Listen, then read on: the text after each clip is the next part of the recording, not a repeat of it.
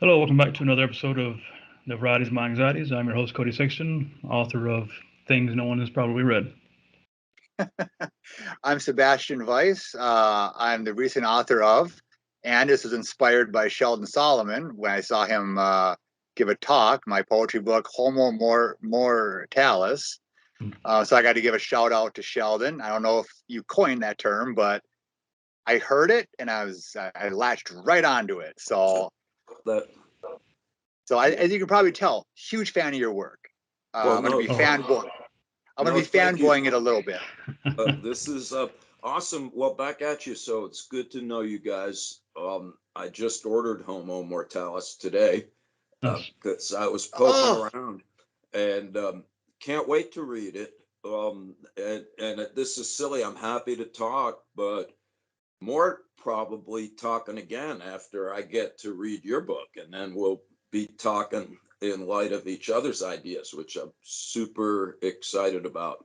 Yeah, anyway, make a short story long. I did coin that term, and I'm delighted that you're exploiting it. I wanted it to be the title of our book, and the editor's like, no way, dude. Are we going to have death in the title of a book about death? So, yeah. That's going to happen. Yeah, that's the sad state of the publishing world is that people want edgy kind of, they want to talk about death, right? I mean, we can't be the only ones, but I mean, personally, I don't want to derail too much, but I'm obsessed. Like, I'm absolutely obsessed with death, as I'm sure you, to one degree or another, are too, right, Sheldon? Yeah, fair enough. Just fascinated by it. Yes. Yeah, same here. I mean, sex and death is pretty much all we talk about. So. And they're twins. If you read, if you read Becker and you read Worm at the Core, right? Isn't that you'll see that arises, right? Sex and death are twins. Yeah. We'll eventually come to that study, which I found really fascinating that you guys did, which was the I forget how you did it, but you asked people. Actually, you know what? Let's start at the beginning, because I'm sure a lot of people, sadly, do not know what terror management theory is. And actually, a confession, I read The Denial of Death like 10 years ago. And then I was like, wow, this is fascinating. And I had no idea about terror management theory. And then I was actually reading Thomas Ligotti, if you've ever heard of him. Yeah. And he just has, I think it's like 3 pages where he talks about terror management theory. I'm like, what is terror management theory? So I Googled it about a year ago, and I was like, this seems correct. And that's how I got you and to be fair, you get all the credit, but it's also Jeff Greenberg, and then you're going to have to help me. I'm going to slaughter the guy's name, Tom Pazinski. Happy to do that. Pazinski. Yeah. So cheers to all, both of you, or all 3 of you, because it's just a masterwork of going through the work you guys did. And you've been doing this 40 years, right? Since the early 80s. Yeah. So, yeah. Well, go ahead. Yeah. Okay. So if you could just say what the so that's sort of my introduction is. That's how I was exposed to it.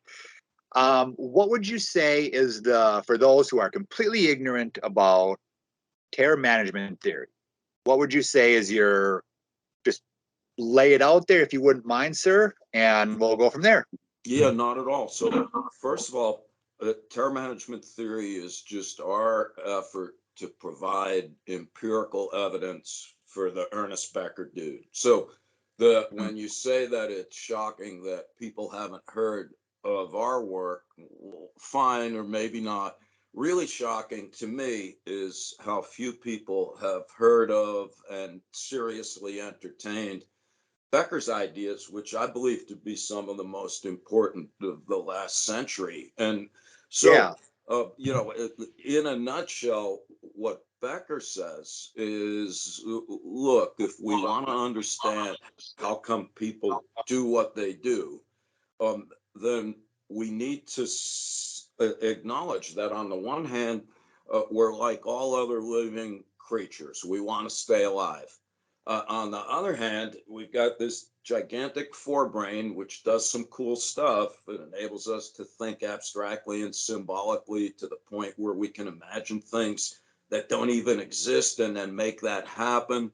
It also gives us the capacity to reflect upon ourselves. And as Becker, following Kierkegaard, notes, self-consciousness is both awesome and dreadful. You know, it's fucking great to be alive and to know it, but unless you're a child or an idiot, it's dreadful to be alive and to know it and to realize you're going to die. You can die at any moment, without any, basis for expectation or control. And that you're a breathing piece of defecating meat that's no more significant than lizards or potatoes.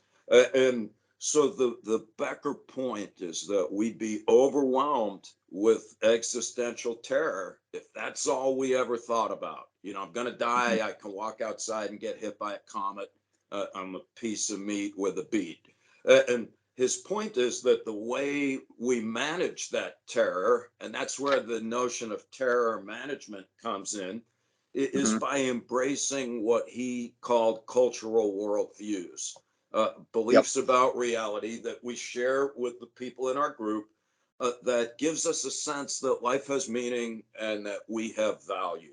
And if you do feel that way, that's what Becker calls self-esteem, the perception that you're a person of value in a world of meaning. And his argument essentially is that whether we're aware of it or not, we are fundamentally motivated at all times to maintain confidence in our culturally constructed beliefs, as well as a sense that we're persons of value in the context of that belief system. And finally, anytime our beliefs or our self-esteem is threatened, that automatically instigates a host of compensatory responses in order to restore confidence in ourselves and in our worldview. So I think that's Becker as well as terror management theory in a nutshell. I mean, he also talks about heroics, which is roughly the same thing, right? Yeah. So actually, great point, Sebastian. So in his early days, in a book called The Birth and Death of Meaning, his arguments are framed in terms of self-esteem. And there's a chapter in that book, Self-Esteem, the Dominant Motive of Man. But as you note rightly and importantly, by the time he gets to the denial of death 10 years later, which he declares his most mature work, he recasts the idea of self-esteem in terms of heroism. And he does so on historical as well as psychological grounds, following William James. You know, the world is a theater for heroism.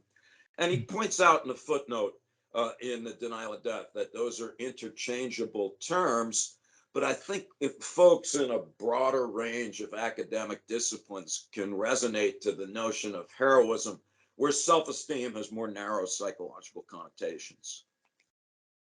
Yeah, I mean, when I read that, when I was rereading Becker, somebody had asked me, and I think they were confused, but I don't know why they would ask me because I'm not a foreign relations expert, but they asked me about, why is Putin doing what he was doing? And I had just actually read in The Denial of Death, where, of course, we should say that by heroics, Becker doesn't mean anything that's got any normative content. It could be something completely horrific. It's just what makes you seem bigger. So a Stalin could be doing, absolutely.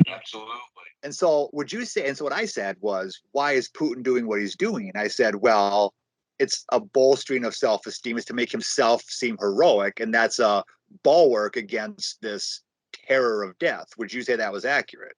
Yes. And I would say that that's the same dynamic in any malignantly narcissistic sociopath, be it Putin, on that side of Earth, or Orange Hitler, former President Donald Trump on this side of Earth. And I don't mind annoying people because it is identical. Mm-hmm.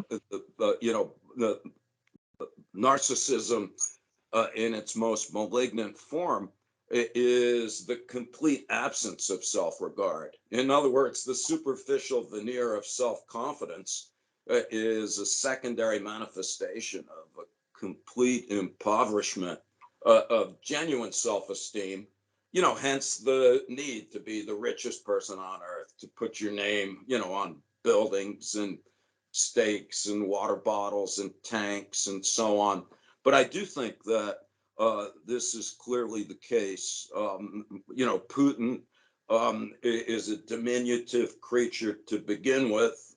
He's a small man who is clearly aging at a time where his delusions of grandeur for the former Soviet Union were literally evaporating in the historical mist. And I think this is a last-ditch effort to procure, in terror management terms, as well as Becker's symbolic immortality through this effort to make him appear larger than life. And to his followers, he indeed is. His popularity has never been higher than it is right now in Russia. So you would say, is it correct to say that according to terror management theory, that I don't mean to say this, but at the core of is it literally all human behavior, when you drill right down to it, we're all motivated by either how we accept or martial defenses in the denial of death, that explains all human behavior? Or would you say that there are some things it can't explain? Yeah, so I think that's, honestly, what a great question, and an incredibly important one. Our view, and again, for the most part, our work is point by point a reflection of the arguments that Becker lays out in the denial of death. There are things that we have discovered beyond the scope of his efforts, but really, if you read our book, The Worm at the Core, while you have the denial of death book next to it, literally every chapter, Becker says, blah, blah, blah, blah, blah. And then we do experiments that have to date shown that his core claim, which is that the idea of dying is just something that humankind has generally been incapable of coming to terms with. Yeah, Becker's argument is that death anxiety is universal, albeit to varying degrees, and has a pervasive effect on all attitudes and behavior. All right. But having said that, though, and for some, that's enough. They're already pissed, and they're like, "That's too reductionistic. Stop talking."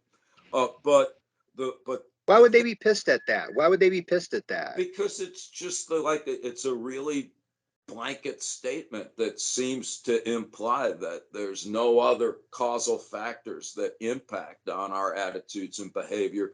But I don't think that's what Becker's saying, nor is it what we say. And I don't think that's how you're interpreting this, by the way. But our view is that the Becker and terror management claim that concerns about death are ubiquitous and pervasive, that all that means is that any adequate account of human affairs, death anxiety is a necessary but not sufficient component of any comprehensive explanation of anything.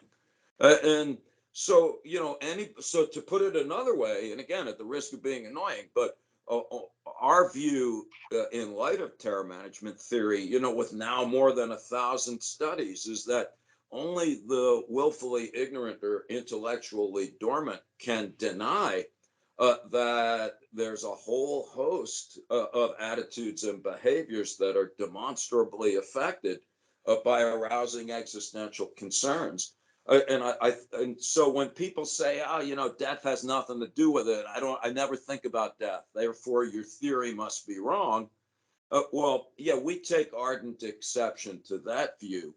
On the other hand, life is complicated, and surely there are other factors that contribute to a comprehensive understanding of people. But yeah. So, but as somebody who's been preoccupied with death, since I realized it was going to happen to me when I was a kid, it's just hard for me, since the minute I bumped into Becker's books, to not wake up every day and view most of what I see in my surroundings and in the mirror as a reflection of the veracity of most of these ideas. Yeah. So that's good. That's really good. Here's one question that I was always curious about. What is it specifically? Why is it death?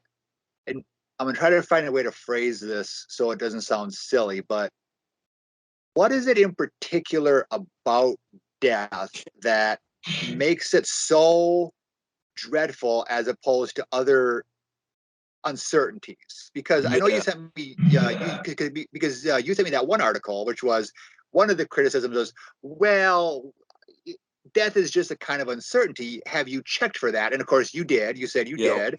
Yeah. But then the question still remains, but what is it about death? Because I can think of all sorts of things that are uncertain, like, but that doesn't drill down to the core. And, and if I'm thinking about, I mean, and this could, maybe you could enlighten me on this. When I think about, like I say, well, I know I'm going to die. That doesn't, I say that now and I can say, well, I'm not particularly fearful of it. But then I suppose if there was like a gun to my head, that would be different. And that's, I suppose, where proximal and distal defenses come in, right? Yeah. So you've got it. So basically, the Becker point comes from Freud, with a twist of Darwin, because Becker, following Darwin, is like, well, we've been carefully crafted by 6 billion years of evolution as forms of life to resist premature termination at all costs, and that it is therefore inevitable that drive to stay alive, once juxtaposed with a self-aware entity, is just inconceivable. So Freud's point is that id cannot fathom its own non-existence. And anyway, that's their argument. I mean, Heidegger makes the same argument, which is, death is the ultimate, irreversible, can never be overcome, obliteration of oneself, which you're not around to witness. Therefore, you are necessarily and fundamentally incomplete in light of that fact. And then Heidegger goes on and he's like, look, if, like me, when somebody says, oh, dude, you're going to die, and you'd be like, yeah, I know I'm going to die. But always, for me, in the back of my head, it's like, yeah, I'm going to die eventually at some vague, unspecified future moment. But Heidegger won't have any of that. He's like, that's kicking the psychodynamic can down the road. That's pure death denial, and another indication of our inability to come face to face with the reality of the human condition. So here's what's fascinating to me, and maybe you can correct me if I'm wrong, because you know more about Becker than I do. But he seems to have at least in his early work, his dissertation was on Zen Buddhism, correct? That's right. And he seemed to have a strange view of Zen Buddhism, where he thought, now correct me if I'm wrong, that it was sort of anti-life or anti-human. Is that rough? Which seems strange to me, because it was fundamentally, I mean, as you know, as you probably know, one of the core, not really ideas, because ideas don't play that big of a role in Buddhism, but the core thing is to get you to accept impermanence. And so you would think that one would be inclined to view Buddhism as a nice way of accepting one's death, but perhaps what bugged him is the fact that it's devoid of a meaning system, because they sort of reject. And I would say that I view Buddhism as a kind of nihilism, which I quite like. I think I don't know, you might disagree with this, but I find all meaning systems to be completely arbitrary and worthless, to be fair. So yeah, well, I'll reserve judgment on their worth, but I agree with them being completely arbitrary, because that's a big take-home message that the students always stumble.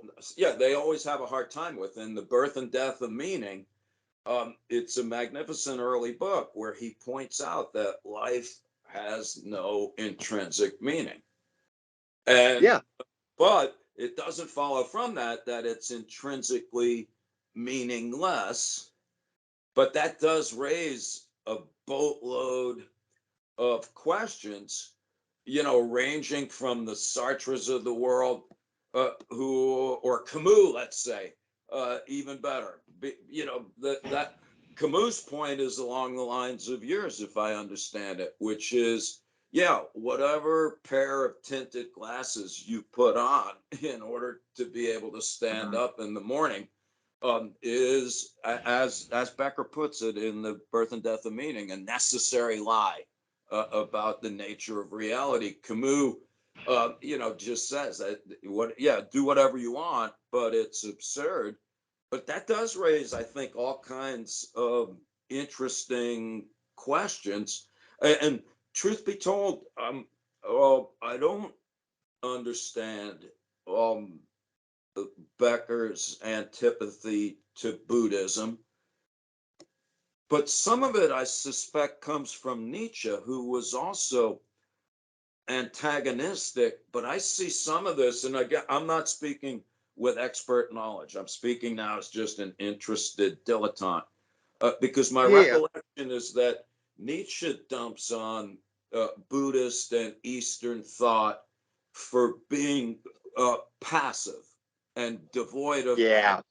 And I think that's a grotesque misunderstanding. And it is. So in my old age, it took me 40 years to read Heidegger, because he's a Nazi, and that bothered me. But, Nazis are people too. And, debatable. Okay. No, it is debatable. We'll have to go there someday. But Being in Time is magnificent, and I find it very Buddhist. Without him mentioning any of that, and other scholars have noticed similar aspects. So good point. That was weird. Why? To me, that was weird. Why? I mean, Becker does a really good job of laying out Kierkegaard. Absolutely. And I mean, just a phenomenal. And I would say I'm a huge fan, just personally, a huge fan of Kierkegaard, all the way until The Leap of Faith. I think he diagnosed, just a great psychologist right up until The Leap of Faith. Then it's like, oh, you lost me, dude. Now you lost me.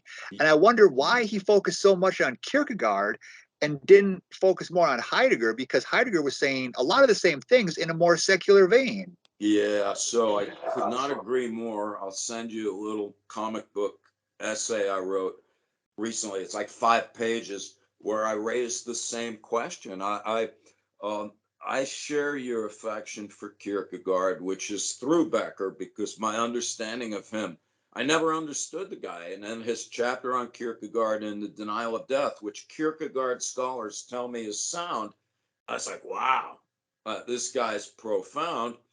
Until The Leap of Faith, I'm even fine with A Leap of Faith, but Heidegger's leap of faith is faith in life.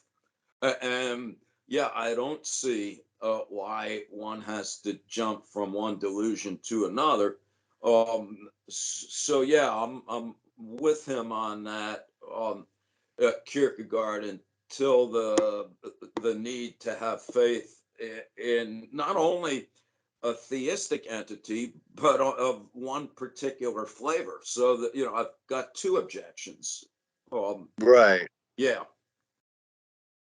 All right. So I don't dominate the conversation. Cody, do you have questions? Because you recently read The Worm at the Core. So your recollection of it, I mean, I read it a couple months ago, or I reread it a couple months ago in preparation, but you might have some questions that I'm missing. Yeah, I do actually. Well, I guess the first question would be, out of all the results from your experiments, what was sort of the most surprising that you came across? Well, Cody, that's a great question. Oh, to be silly, but not, almost all of them surprised us. In that, you know, we're like experimental social psychologists. We do research, you know, for a living. When we bumped into the Becker books 40 years ago, we just thought they were cool. Like our training is in completely different stuff. And so we started like pharmacological stuff, right? Yeah, Isn't that there the was story? that, and we did stress reduction studies, and you know, so anyway, we went to conferences, and we're like, hey, Becker, we think these are cool ideas, and like, you know, basically people thought it was stupid. Is that my end? Yeah, anyway, people thought that Becker's ideas were silly, or they thought that they were interesting, but there was just no way that there could be any evidence for them. And so we started off just saying, all right, let's just see. All right, so our first surprise, Cody, was in the very first experiment that we did, which was with municipal court judges. And we write about it in the Worm That's book. disturbing. Yeah. That is a disturbing Okay. result. So this is the first experiment. We have 30-something municipal court judges. We randomly assign half of them, and we remind them that they're going to die. And then we ask them to set bond for an alleged prostitute. So anyway, in the control condition, the average bond was $50. This was in Tucson, Arizona, which was the average bond for that crime at the time. When the judges were reminded of death first, it was 9 times higher, $455. All right. And why this is so incredible is that judges are specifically trained, supposedly, to administer the law, you know, independent of their attitudes and emotions. And every judge, when we told them what we did, they're like, no way, your stupid questionnaire where you asked me to write down my thoughts and feelings about death. There is no way that that could have influenced, you know, my decision. And yet it did.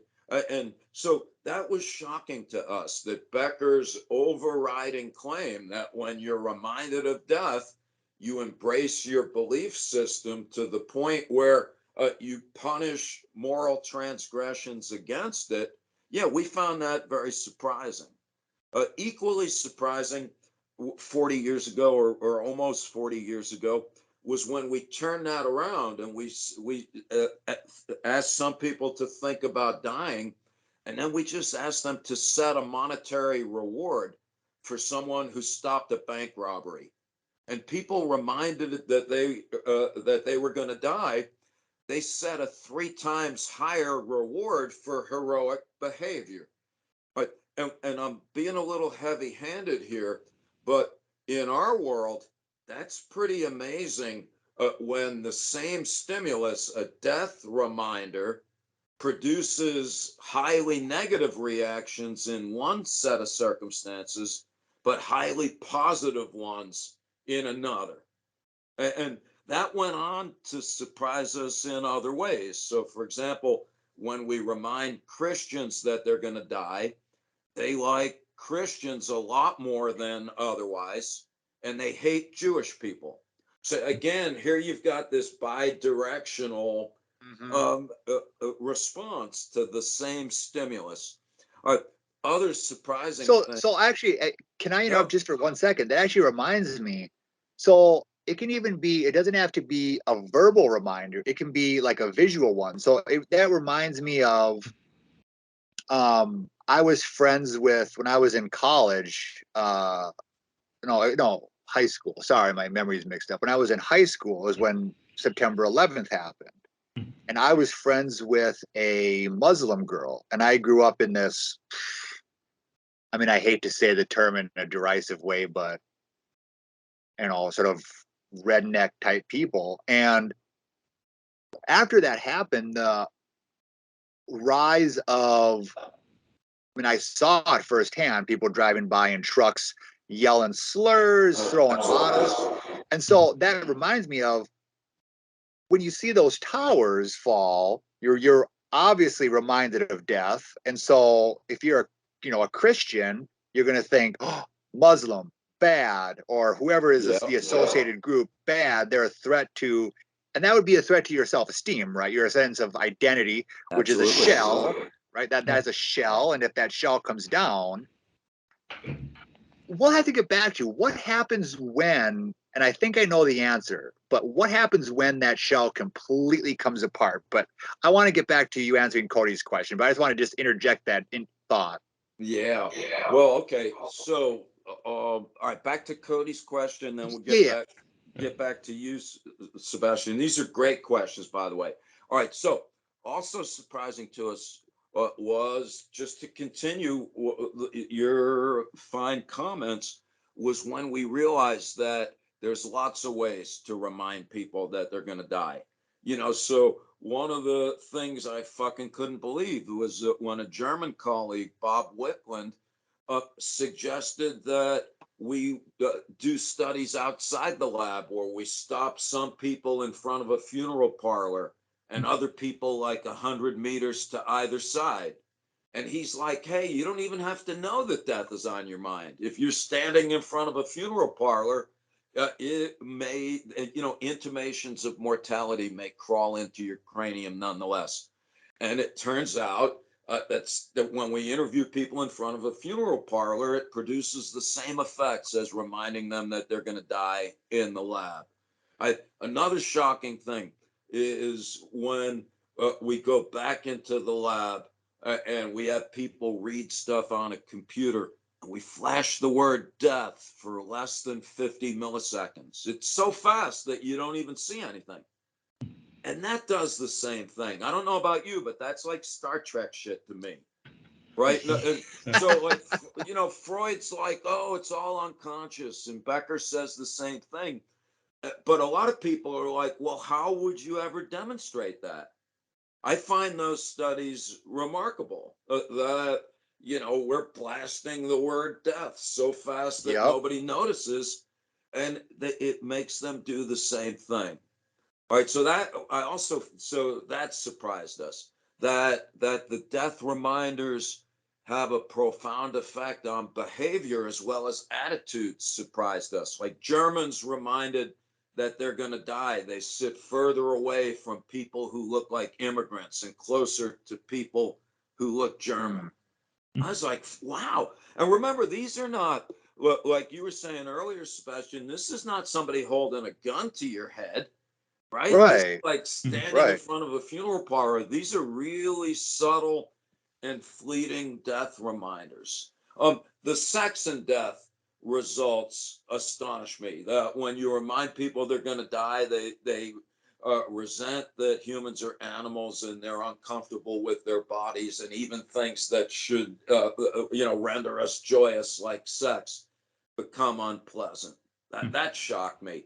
And one more thing shocks me to this day, and that's the 20 years of studies where we show that death reminders have a really potent effect on political preferences. So one of the things that got me going with Becker was his analysis of how Hitler came to power.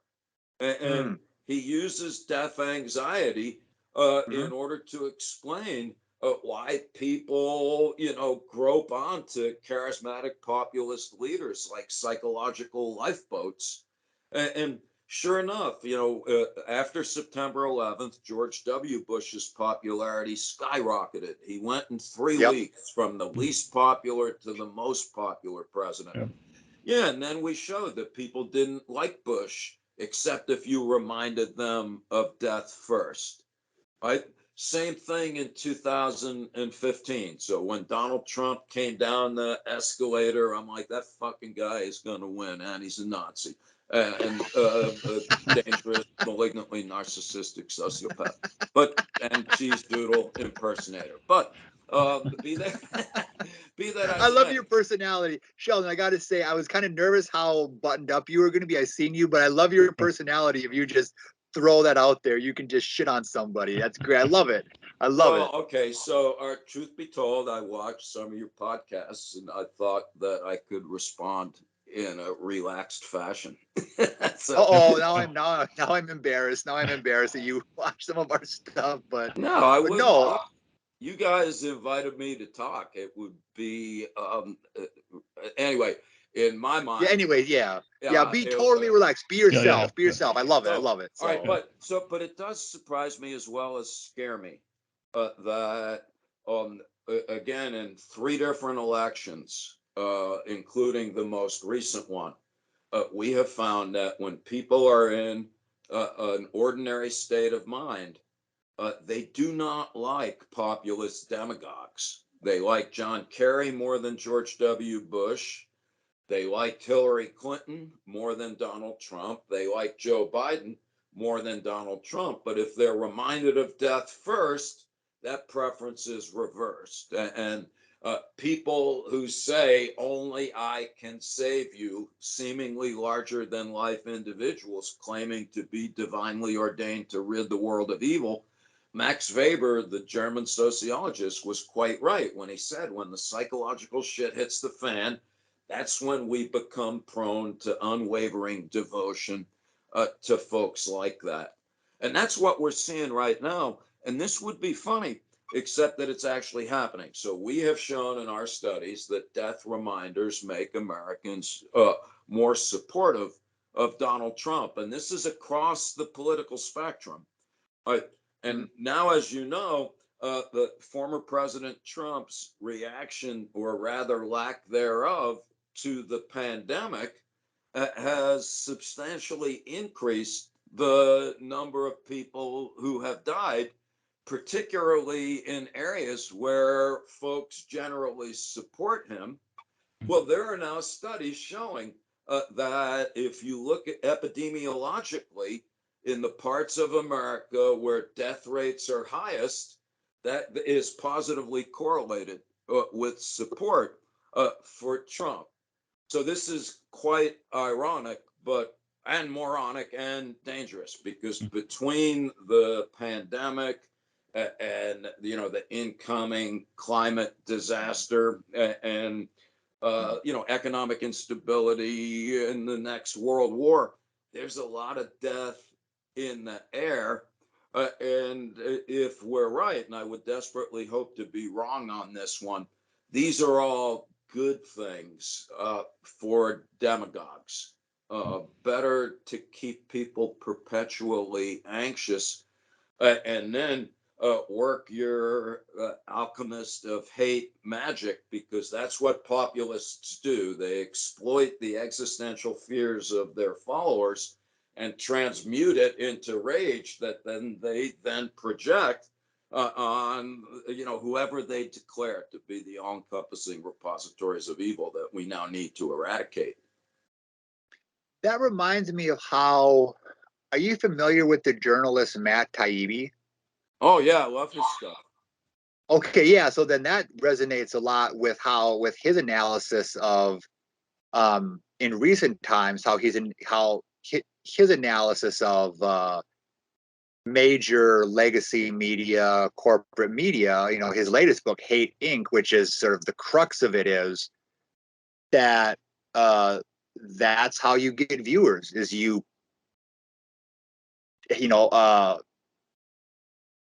show those kind.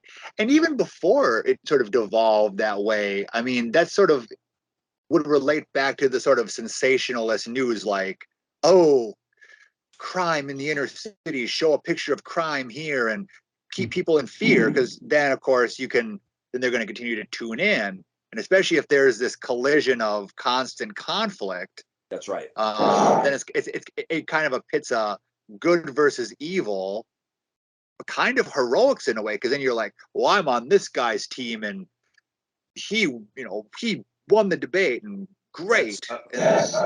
No, brilliant. I mean, not kind of. I think that's the essence of it. There's some guy, I'm going to say Jason Stanley, a philosopher at Yale, who wrote a book about fascism, and that's his whole point. It is. I did my dissertation on Jason Stanley, by the way. Just a side note, I did my dissertation on Jason Stanley. Yeah, I know that. Yeah. Awesome. Yeah, well, because his first work, his first major work was on. So my background is in analytic philosophy. So, okay. But yeah, he did a lot of work on what's called interest relative invariantism. I won't bore you with that, but no, I'm familiar with that. But yeah, he's got a book on propaganda and all of that, which is very fascinating. A great. I read his book on fascism. Yeah. Do you know him? I met him. Him once. Yeah, but he's one of those. It was funny, the interaction I had with him. I'll tell you the story. Yeah, go. It was at a conference. He was the keynote speaker, right. And I have to poke fun. I'm not putting the guy down, but he was a guy who put his feet up on the table and wore sunglasses inside. And I remember I never actually interacted with him one-on-one. Okay. But I was at a urinal, and he was at the one right next to mine. And I'm like, do I say I'm a fan? Or this is kind of weird. So I said nothing. Because I'm like, no, that would be way too weird. And then it was just after that. But no, I never actually personally interacted with him. But okay. No, his book on propaganda is really good. I don't know if you've read that one. Yeah, I know. I agree. I like how he describes things, and in the fascism book, that's how he portrays it. It's all about what fascists do is they set up this dichotomy, us versus them. And I think that's, pretty much what's going on there. Side question. Did this just occur to me? Do you think that that's why it's such an intractable cultural debate around abortion, is because in the background there's death, and so people are gonna. I mean, that for some reason that just occurred to me that would explain why. I mean, I don't know about you, but I'm really nauseated by that debate at this moment. Because it just comes up like every time. It's like, ugh, got to hear about this again. But now it just occurred to me on the spot. Well, sure, we're dealing with issues of life and death. Of course, it's going to remind people of death, so they're going to clutch more strongly to either their, Cody, how do you put it? Their pro-birth extremist views. Forced birth extremists. Nice. Yeah, forced birth extremist views, or their pro-choice views. Yeah, sorry, I didn't mean to. I don't want to derail anything. I think that's an important point. It shouldn't surprise us that that's going to raise the psychological hackles on both sides. And again, this is not a political diatribe, but it is interesting to note historically that abortion was not contentious. The religious authorities were not railing against abortion until like John Birch people in the 1950s realized that it can be exploited for political gain. So, on the one hand, it seems so extraordinarily incendiary because I do believe it's impossible to ponder the notion of abortion without intimations of death, kind of bubbling up. But it has also been really cleverly exploited as a proverbial psychological red line in the sand. And it's become a pillar of fascism, I would submit.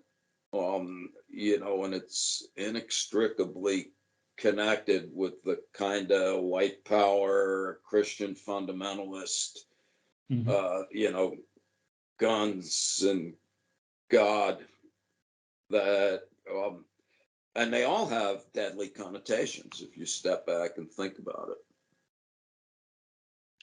Yeah, I mean, what's fascinating to me, and I don't know if you do this, Sheldon, but what's fascinating to me is I like to do just sometimes when I try to understand something is Noam Chomsky has this nice thought experiment where he says, imagine you're an alien race and you look down on Earth. What would you observe?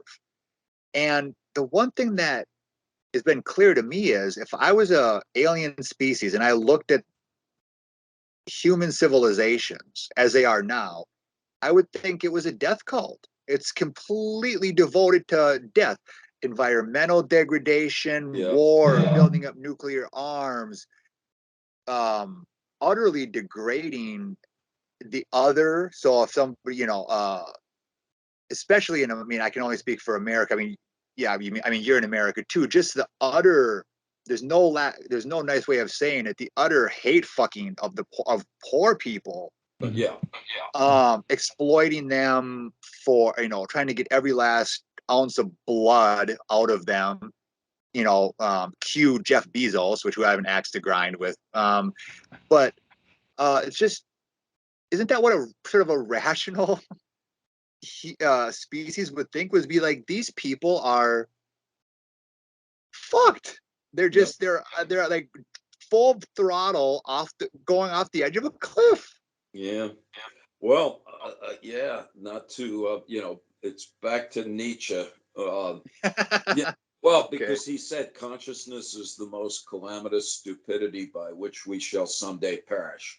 Right. And I believe that was in the Gay Science. And that's where, you know, he famously declares God is dead. And you know, you got to read the rest of the paragraph because he then says Christianity has become unbelievable, which he wasn't being cynical. He's just like, you know, historical forces have coagulated in a way that renders that worldview no longer compelling. And he just said the next couple of centuries are going to be quite diabolic and unsettled. And I like your view of, I like the Chomsky thought experiment. It sure would look like some heinous Mel Brooks Young Frankenstein film that to a detached observer. You know, well, to be silly, yeah, it's either a death cult or Idiocracy looks like a documentary film rather than a comedy. You know, I like how Frank Zappa put it when he said, you know, Americans treat intelligent behavior as if it were some kind of hideous physical deformity. And it just is, it's really,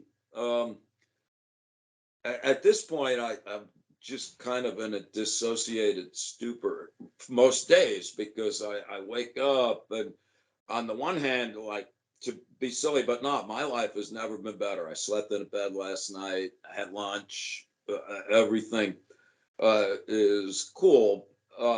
Yeah, but the world's not cool, right? You know, we got the virus and the weather and the Ukraine and the racism and you know, and inextricably connected with that, as you put it, is the brutal subjugation and exploitation of the impoverished. You know, to be cynical, yeah, we don't have slavery anymore because it's cheaper to rent slaves than to own them. You know, it's like, thank you. And yet, you know, what are Americans concerned about? Oh, they're like, we're going to have enough fucking chicken wings for the Super Bowl. I'm going to shoot Joe Biden in the face because gas has gotten a little bit more expensive. And oh, God, you know, we certainly can't have people in public school learning the truth about anything or reading like Toni Morrison or, you know, great literature. which has been shown to make people demonstrably more empathetic as well as better critical thinkers. And so besides that these folks are Nazis, what the Republican led states are now doing is to kind of outlaw by law. It will no longer be able to, we cannot legally educate an American child to become a functional citizen in a civil democracy, which is exactly what Hannah Arendt, the philosopher, pointed out in The Origin of Totalitarianism, is that what fascists do is you win an election, usually with a minority, then you use democracy to end democracy by lobotomizing people to the point where they're no longer able to have a coherent thought. And this would be funny, but we're seeing it in front of our eyes. And these guys are making faster progress. Trump has done more damage in his few years than Hitler did in his early years. I'm not saying that it's going to end as badly. I'm just saying that the pace of degradation of democracy has been more rapid. Yeah. Yeah. I mean,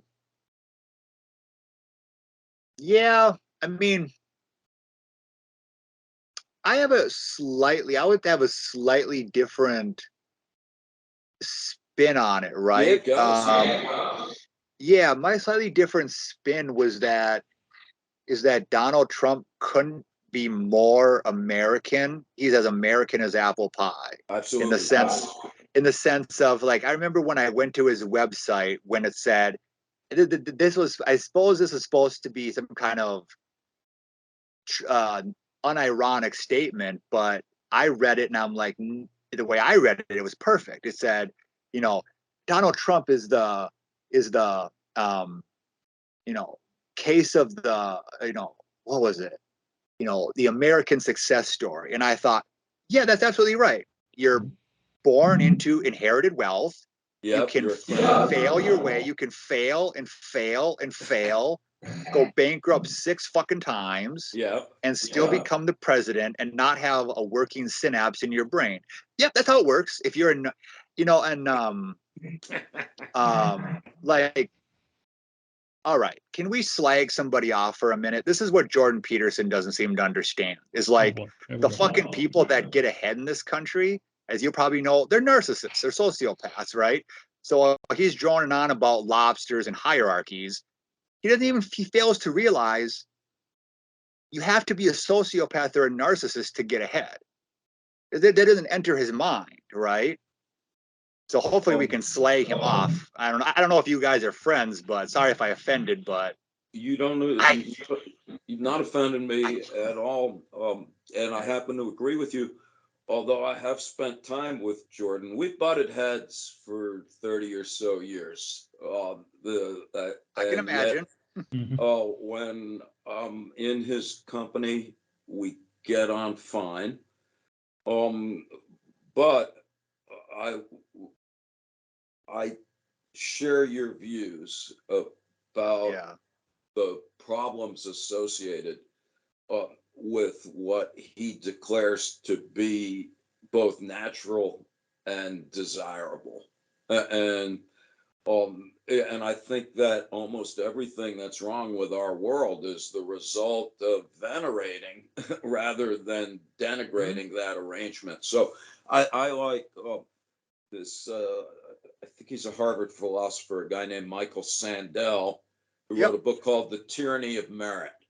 And Sandel's point is, in a lobster world, he doesn't frame it in lobster terms, but he's like, okay, we live in a meritocracy, which of course people like Jordan would extol the virtues of.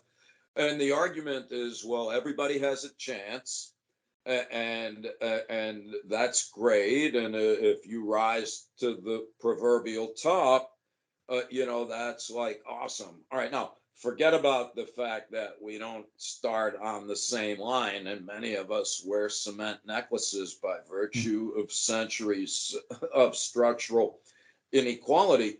But Sandel's point on top of that is that we also glorify a world in which you only count if you're the best. Like it's like you have to be the richest, the tallest, the fastest, and if you're not, you're a loser. And Sandel's point is that, well, that means that n-1 people in every category on Earth are failures, and it shouldn't surprise us that most Americans are either enraged or completely depressed. We've created a cultural milieu in which the American way produces a very few number of winners, most of whom I would agree tend to be narcissistic sociopaths exploiting paths to power and riches that almost invariably, as Hannah Arendt puts it, also entail incompetence and corruption. Yeah. So Trump is a true American in that respect. Yeah. Okay. So, Cody, what do you think? We asked some more terror management questions, and then Sheldon, when you were on, I think it was when you were on Lex Friedman, you had mentioned you were working on something new, something called both the left and the right are beside the point. Oh yeah, yeah. So, but I'm sure Cody has more questions. I have some more questions about terror management theory, too, for myself and also the listeners. But then I also want to talk about that because I thought that discussion about how both the left and the right are at their foundations, according to you, are based on false assumptions about human nature. I thought that was fascinating. So does that sound good to you too? Yeah. I'm happy to whatever you want to do first. Okay, first I wanted to say it was one of the sections that I found the most heartbreaking in The Worm at the Core was your discussion of, I believe it's a schizophrenic that would come to your office. Yeah, my buddy Pat. Yeah, and it was such a heartbreaking tale, and at the end of it, right, he ended up committing suicide. Yes. Okay. Here's my question. So here's what seems counterintuitive, and I'm going to see if you agree with this. Is that once the ego shell or the self-esteem shell completely breaks down, then would you agree that then the terror of death becomes so overwhelming that then to end that terror, then suicide is the option you take, which is somebody like, and I think you would say, I think you have said, correct me if I'm wrong, that's what something like schizophrenia does, is it doesn't allow you to build up those kind of self-esteem things. And so no wonder it ends in catastrophe. Right? Do I have, am I roughly on the path to what you're getting at? Yeah, no, absolutely. Not that all folks would agree. So suicide is kind of a paradox that befuddles all psychologicalizing. And yet you have very accurately depicted the terror management view, once again, based on materials that we gleaned from Becker. And I like that. It's like, yeah, for some people, either they are congenitally incapable or the trauma of life blows the lid off their culturally constructed view of reality. And for some, they are just not able to replace it, which in theory leaves you totally exposed to overwhelming, onslaughts of existential dread. And that was Dostoevsky's point when one of the characters in The Possessed kills himself. He's like, I'm so afraid of death that I'm going to fucking kill myself, because that is the only way, rather paradoxically, that I can have any control over what would otherwise be just an irredeemably problematic psychological conundrum. So, yeah, that is one view. Another view is that a lot of people who kill themselves they believe that what awaits them is a life on the other side that is better. I'm saying that based on a clinical literature. Yeah, but I do think that's a fair account. And that's our understanding of PTSD, that, you are traumatized to the point where your culturally constructed scheme of things, like an Etch-a-Sketch, is just completely blown away. And so leaving you in a dissociated, anxiety-ridden state where the only thing that can happen is the recurring repetition of the traumatic event. Yeah. Let's see. So Cody, I'm overshadowing you. I don't want to do that. One more thing, and then I'll float back to you. Also, what was interesting, Sheldon, was how you talked about in the opening parts of The Worm at the Core, how you have an interesting, and I thought this was fascinating, is now, again, this is from memory, and you mentioned PTSD. I got a PTSD brain, so things might get scattered here. But you make the claim that sort of symbolic and religious iconography and symbols, sort of symbols of symbolic immortality, actually arose before agriculture, right? That was your claim? This is the current claim of the folks who know more about this, yes. Okay, that's fascinating, because I would have thought it was just the opposite. You'd agriculture and then, but when I came across that was fascinating to me. Me too. Again, so no, by the way, and this is great. First of all, it's great to be talking to you both, and I appreciate your interest in these matters. But again, we're egghead researchers, so we have been doing all these experiments, and what I'm most comfortable talking about, frankly, with confidence, based on somewhat expert knowledge, is like, well, all right, here's what we did in this experiment. But when we had the opportunity to write The Worm at the Core, we felt we needed to do better than that. That we had to, we needed to do two things that we hadn't really done, and they were both developmental accounts. But one was phylogenetic. In other words, how did we get from primates to people? And that's why we did that Homo Mortalis chapter. And then the other one is like, well, babies are not aware of death, but you are by the time you get to be a young adult, let's say. So how does that develop over time? And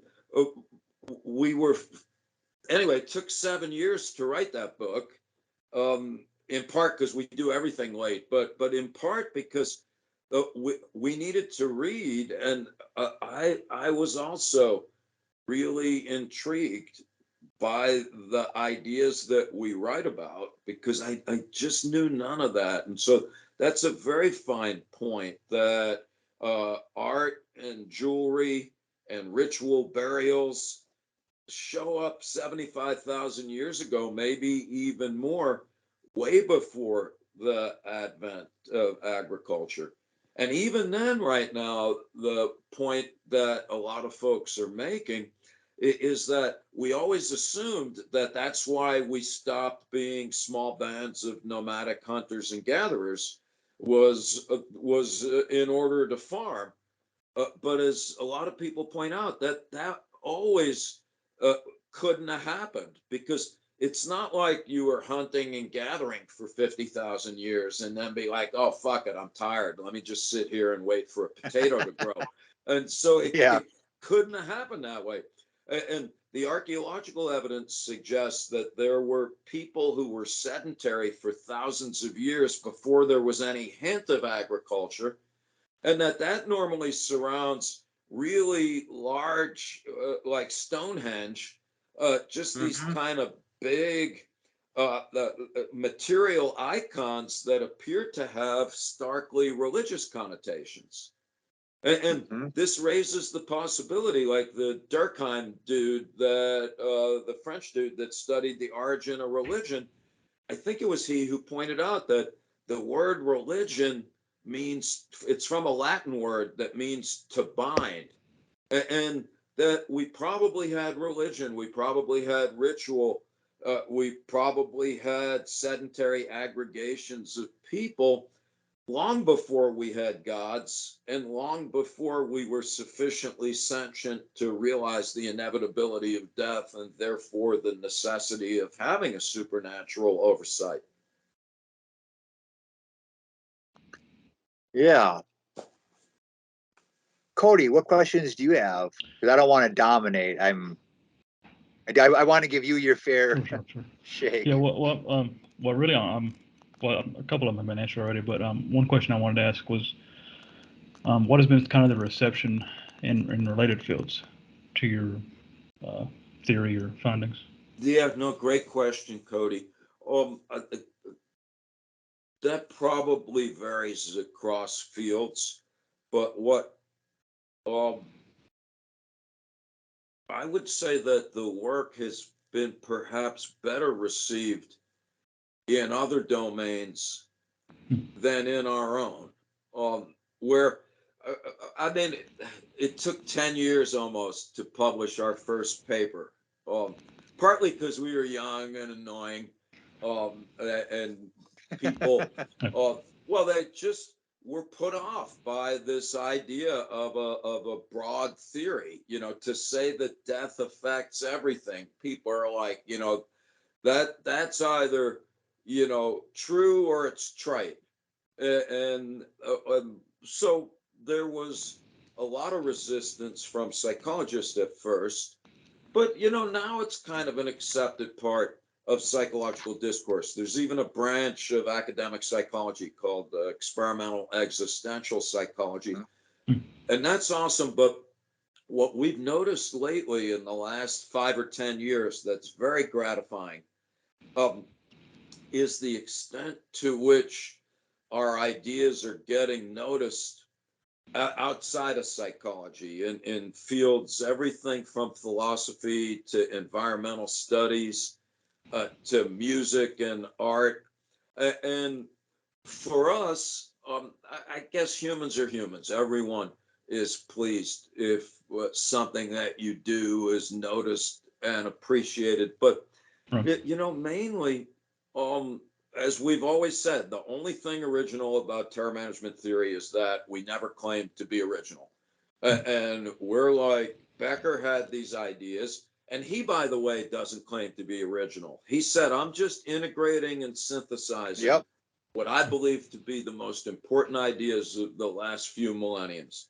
And we're like, dude, that's awesome. We want to show that there's empirical merit to your views. And I do find it very uplifting as I'm on the cusp of oblivion in terms of, you know, being close to retirement as an academic.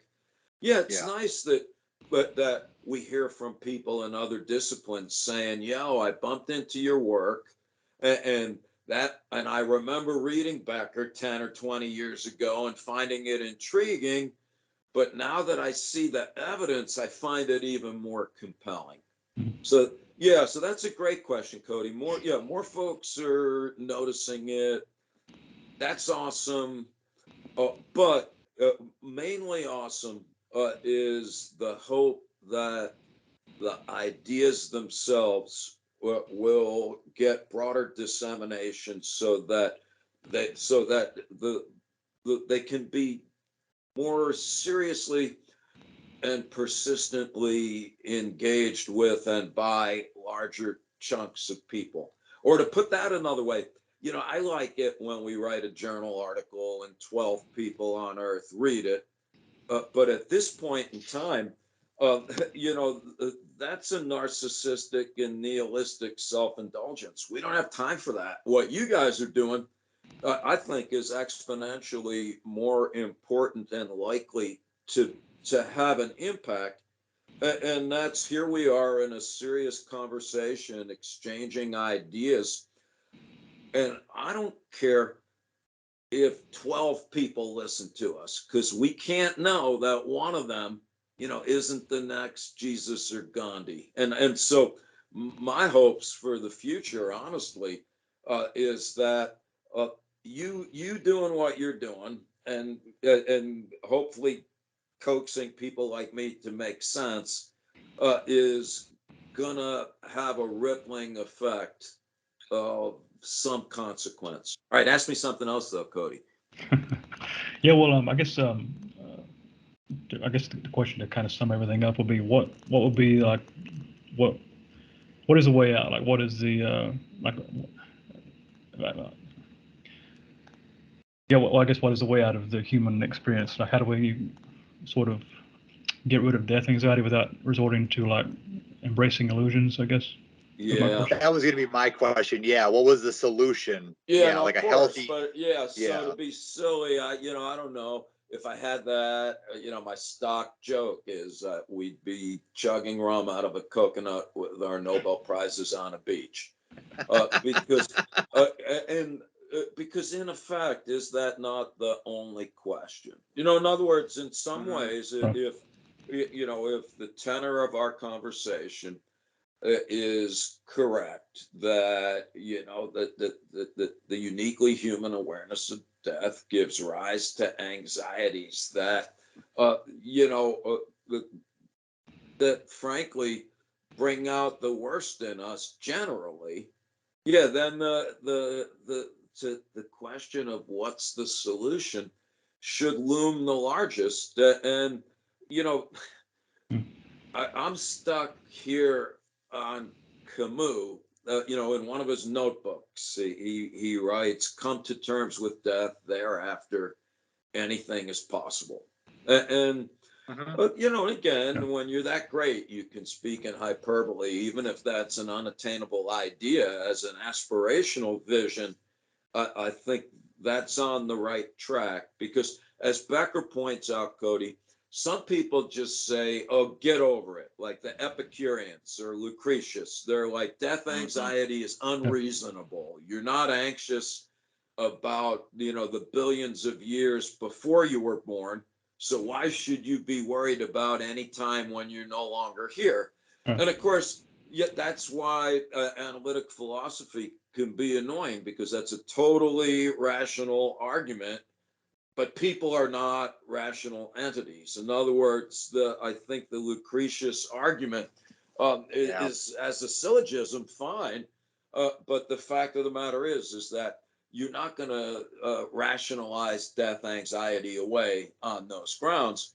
And moreover, if we weren't afraid of death, we'd be summarily deposed from the gene pool in short order. So getting rid of death anxiety is not only not possible, it's probably not desirable. And so this shifts the question. It's back to the Kierkegaard, in a sense, up until the leaping in the wrong direction. Because here I'm with the Heidegger dude who's following Kierkegaard. So Heidegger is step by step with Kierkegaard in Being and Time, when he talks about angst, which is just the fear of death, uh, impelling us to end up in one of two directions. And so Heidegger talks about a flight from death, where we just become culturally constructed meat puppets tranquilized by the trivial. And on the other hand, Heidegger's got another direction. So Kierkegaard said anxiety or angst has sympathetic as well as antipathetic qualities. I don't know what those words mean, except that we either flee from anxiety because it's so aversive, Or Kierkegaard said that, but sometimes anxiety, in Heidegger's words, is ourselves calling out to ourselves in the hope that we will locate ourselves. That in Kierkegaard's school of anxiety, what you have to do to come to terms with death is to essentially recognize that you're a cultural caricature, and to momentarily shed your cultural identity, leaving you existentially devoid of any protection, at which point you just kind of precariously balanced on the cusp of psychological oblivion.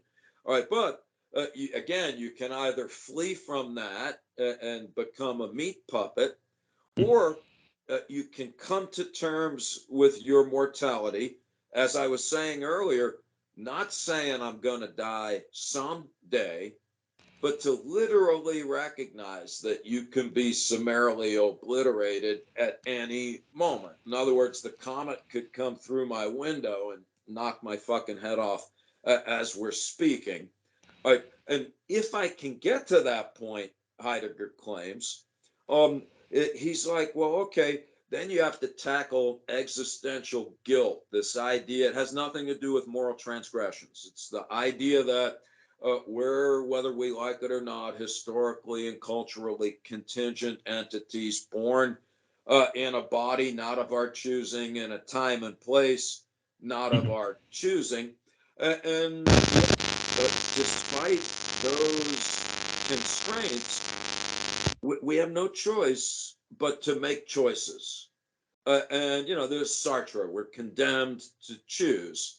And the Heidegger point is that most of us, we say we want to choose. In fact, we get desperate and angry if we perceive that our choices are curtailed. But as Sartre points out, we're also cowards. We are sometimes paralyzed by indecision when we're choking on our choices and refuse to accept responsibility for the ones that we make. And so back to Heidegger, he's like, okay, if you can overcome existential guilt, as Becker says in The Denial of Death, he quotes the poet Rilke. Rilke called it the guilt of unlived life. And I love that phrase. And then what Heidegger says is that, and it's very Buddhist, because he says, look, the world's not going to look any different. And you are still an ambulatory cultural artifact. And yet it is different. And in Heidegger's words, he describes it in terms of anticipatory resoluteness. And anticipatory, that word's easy. You're looking forward. And for Heidegger, you're looking forward to something. So you're intentional. And when he had to look up what resolute means, because I grew up in a working class neighborhood also, but that means to be admirably determined. And so he's like, okay, you're looking forward to the future with admirable determination. And then he goes on and he says, you will have solicitous regard to those things and other people around you. And in Heidegger's psychobabble, he calls that care. You care about things. And then he says that life then appears as like an ongoing adventure perfused with unshakable joy.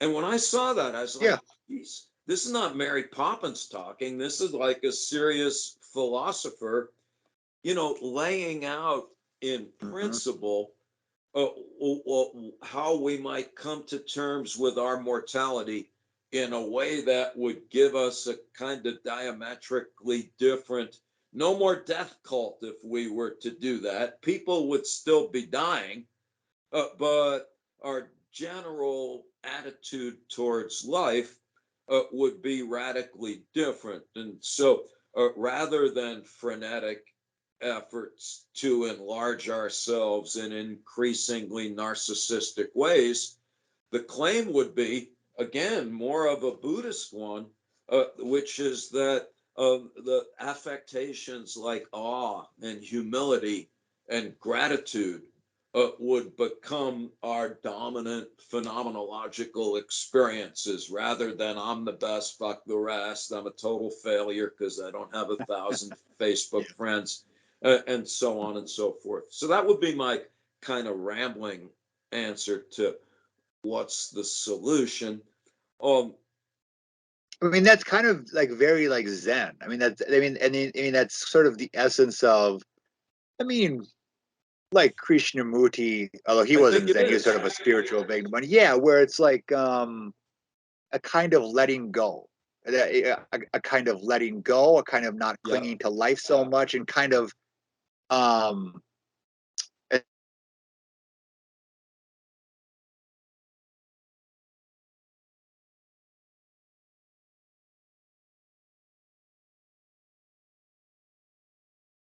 Are you there, Cody? Yeah, I think we lost him, I think. You might have lost Sebastian for a bit. Fucking.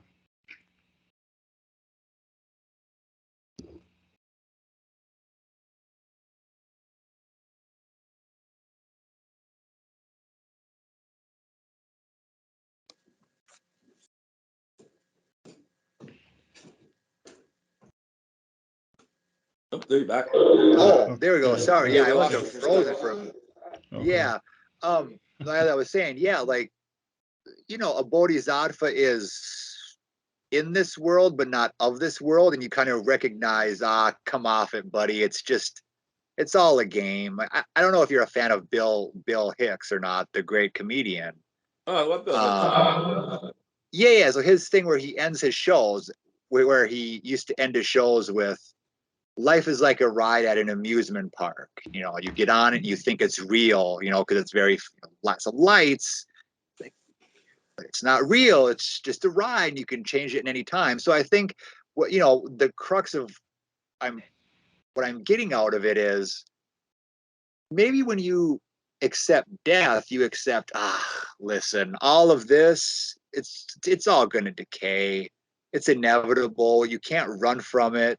You know, all those great pyramids, they're decaying. All the great things, it's history is going to wash it away.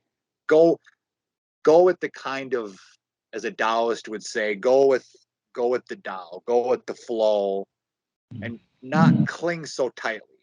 A question I did have is, I think hopefully the viewers and listeners have an idea of sort of how death anxiety can be marshaled in service of war, environmental degradation, to make yourself bigger, but it can also be marshaled in the service of positive things. What you say, I mean, right? So, like, what are some of the positive things that when you're made aware of death, it then makes you, let's say, a better person? Because that reminds me of, I forget the poem, but there's a great Bukowski poem where he's like, you know, we're all going to die someday. What a hoot. That should make us love each other more. Just the fact that it's so fragile, that's what it should do, is it should make us, you know, really love and care for one another more.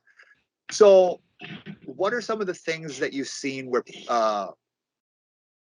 you've actually seen on the other side of the spectrum? Sort of, we've seen the dark side of the human spectrum. What about the lighter side, I guess? Yeah, no, I think that's again a fine point. And getting back to something that we alluded to earlier, I think what's very important here is to differentiate between the fleeting reminders of death that we employ in our studies and that we're bombarded with in our daily lives, that generally do bring out our most unsavory characteristics, which is very different than the potentially encouraging and ennobling and uplifting manifestations of a genuine awareness of and acceptance of the reality of our transience. Because for one thing, you know, that's like a Joseph Conrad point where he's like, look, you know, it is the great equalizer. it is a fact that, everyone on Earth will be here once and never again. And that is something that, if we're ever able to appreciate it, the Otto Rank dude, one of Freud's boys, who he's great. I love that great. guy. Yeah, and one of my favorite Rank phrases is when he talks about consciousness renders us the temporal representative of the cosmic primal force. He's like, look, at our best, you can step back and you could be, first of all, here I am. It's great to be alive, as like James Joyce puts it in Ulysses. You know that book anyway. The last sentence is 50 pages, and there's no punctuation. But the first and last word is yes. It's the ultimate affirmation of life, and that is pretty neat. As it were, I forgot what we were talking about. Remind me where we were. Just the neural net went. Yeah. So I said we've covered a great deal on how, yes, denial can be marshaled in the service of all kinds of atrocities, but certainly it's got to have some benefits of. Yeah. I mean, would you say even the denial of death could have some benefits? Sure. Like some positive benefits on people? Yeah. Well, okay. So, look, what a lot of folks point out is that, modern chemistry is the result of the alchemists' efforts to turn lead into gold, and that, not wanting to die has led to lots of discoveries that we should value. But I think, getting back to what I was murmuring about a bit earlier, I do like the idea in principle that, if we can get to the point of, genuine acceptance, that the argument is that, of necessity, that will make us not only more humble, but more concerned about our legacy. So back to Ronk for a minute. Now I remember what I was blubbering about. So Ronk's like, look, you're that you're here, and that's like awesome. But then think about it for a moment. If the evolutionary types are right, well, you're directly descended from the first form of life. And that means that you are related, even distantly, to everything that's ever been alive, and to everything that's now alive, and to everything that will ever be alive. And so, on the one hand, you might say, oh, well, that means I'm a radically inconsequential speck of carbon-based dust.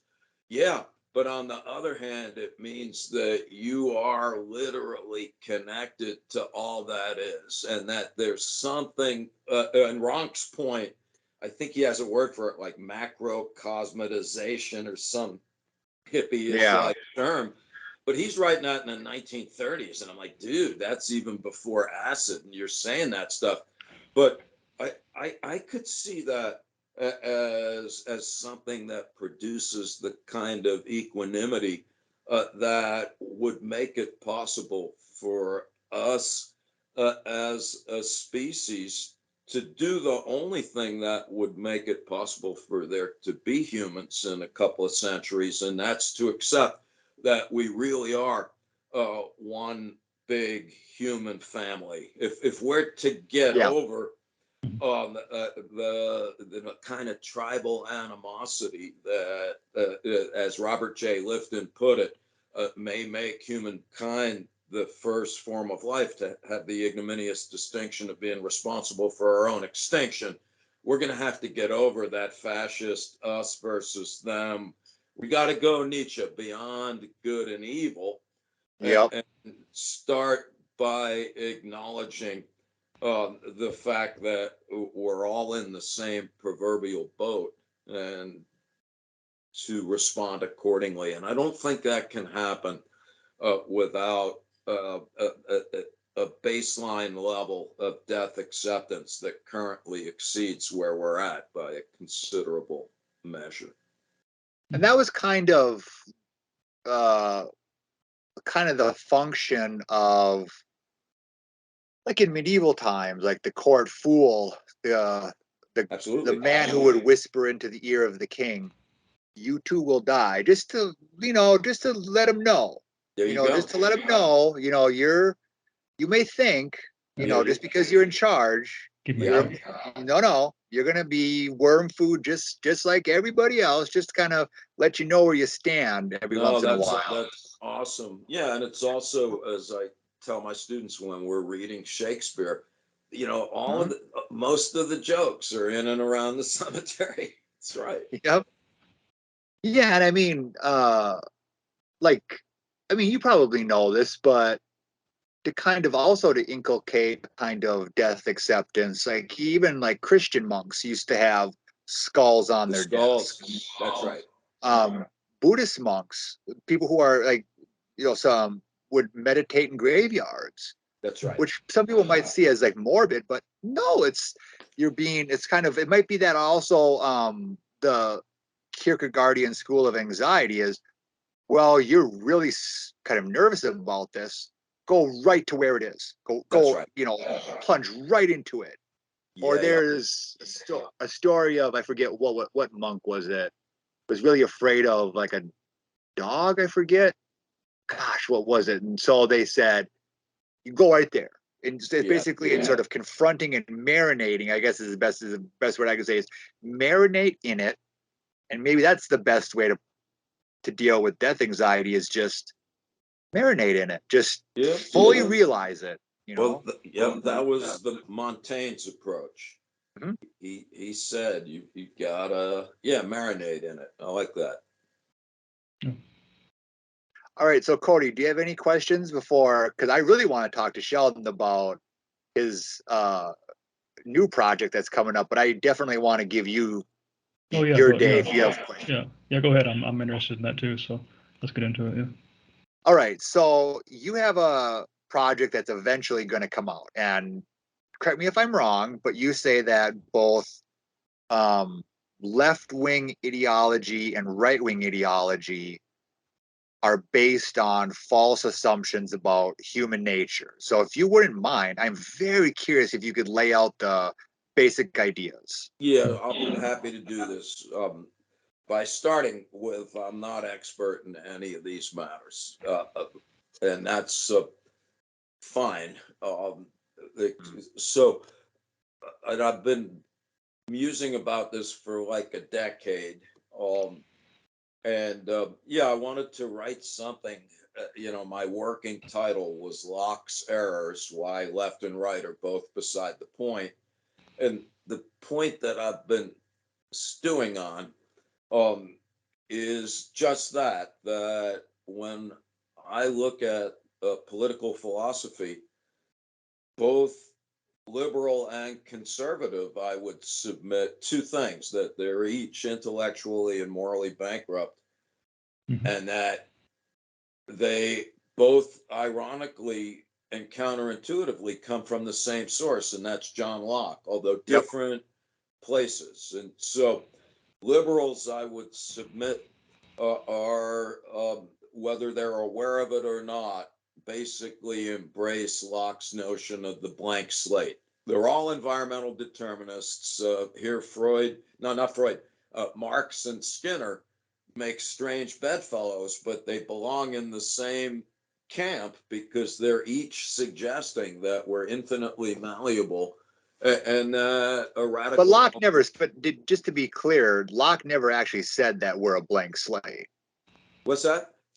Locke never actually said that we're a blank slate. Yeah, that's fair enough. But So I mean that's the popular notion. But yeah. No, that's right. He's a straw guy in that sense. But I would submit though that most liberal political philosophies are relatively reluctant to accept that there's much in the way of anything instinctual going on, and they're all pretty much suggestive that we can do things by altering external conditions. Okay. But my main, actually, again, to be fair, where I'm mainly concerned is to point out, frankly, on the other side of things, that uh, uh, how Locke's heroic and well-intentioned effort to construct a philosophical system that shifts power and discretion to individuals, which I think is great, has also had the unintended effect of creating the current relatively unregulated market economy that, left unchecked, will spell the demise of humanity. And that's really where I would like to focus, because, he starts with the claim that in a state of nature, there's no societies, there's just autonomous individuals. And he needs that because he wants the individual to be the primary unit of analysis, and he goes from there to develop his arguments about property, and it is from that claim of an autonomous individual in a state of nature, who reluctantly relinquishes their freedom for the protection of being in a civil society. But then he goes from there to argue that the right to self-preservation is such that anytime we exert effort in the form of labor in order to procure sustenance, that turns public goods into private property, and that we are entitled to as much property as we exert effort to obtain, as long as we do no harm to others in the process, and that my pursuit of unlimited wealth in the form of money, which doesn't spoil or decay, does no harm to others. And my point, although this has to be not being very articulate here, and there's more to it, is two things. One is that there was never a time in human history where we were autonomous animals. We've been functionally. So here I'm with Judith Butler. We are uber interdependent and always have been. Moreover, there's substantial evidence that unbridled pursuit of property that leads inevitably to radical inequality has disastrous effects, psychological, physical, environmental. And so my point is really that, with all due disrespect, people like Steven Pinker are morons when they say, let's just keep doing what we're doing. I don't know if you know his recent books. Things have never been better. Yeah. We need more businesses because you don't have wars where people are doing business. And here I'm with the Jared Diamond dude in the book Collapse, where he points out that very often, right before major civilizations collapse, everybody's like, things have never been better. So my main point, and I'm not the only one to make this. There's a woman. I wish my memory and names is better, but there's a woman. Kate is her first name, and her last name begins with R. She's a Harvard, or rather, an Oxford economist, and she wrote a book called Donut Economics. And I feel like, and so my point is, I would like to see what, in principle, an economic system would be like that is based on a more contemporary depiction of human nature, which would be not that we are here today by virtue of our vast intelligence as rugged individuals, but rather that we are here as humans today because we're uber social, hyper cooperative cultural creatures who, at our best, have been able to cooperate and Yep. work together. I think that would suggest a radically different kind of economic organization Yeah. than what would be proposed if you assume just the way that people currently do things. So I guess I'm kind of ranting, but that's kind of what I've been playing around with, is just that we venerate an economic system that is based on a misrepresentation of human nature, and one in which I'm with the Max Weber dude who just said, look, the capital-based economies, and Marx said the same thing. Look, it is great to a certain point, at which point we have now been imprisoned by our own economic machinations. And what Weber said is that he thinks we're in this accelerating dynamic that, in his words, will not end until the last lump of fossilized coal has been burned. And I'm like, all right, that's what we appear to be doing. Yeah, I mean, it's when you view people oh yeah, I ducked yes, out because this thing's running out of power. yeah, it's so okay. I'll be back in a second. Hang on. Yeah, so your point is roughly what, I'm not sure if you're familiar with this person, but Gabor Mate, he's a Canadian physician.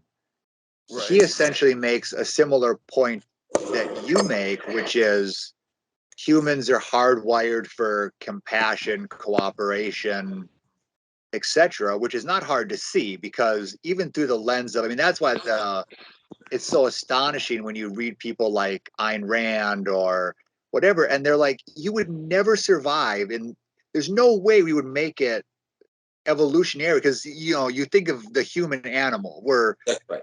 relatively weak, like we have strength in numbers. But so if we were constantly competing with one another, like even in like Hobbes, like I'm sure you've read Hobbes, which is also, all of the social contract theories, whether it be Rousseau, Locke, Hobbes, it's all very, well, it's ahistorical, which is like they never claim to be doing history. It's more of a thought experiment, but still it's really goofy, because you read Hobbes and it's like, well, everybody's at each other's throats. You how would you live? So like just from evolutionary theory, we're like hard. And Gabor Mate would say, and he's got a new book coming out, The Myth of Normal, and essentially what he'll say is, what he said is that capitalist societies are predicated on this false notion of, if I'm getting his arguments right from what I've heard and read, which is that produces pathology. And also, it allows you to ignore a person's, when you view them strictly through this kind of mechanical lens, right?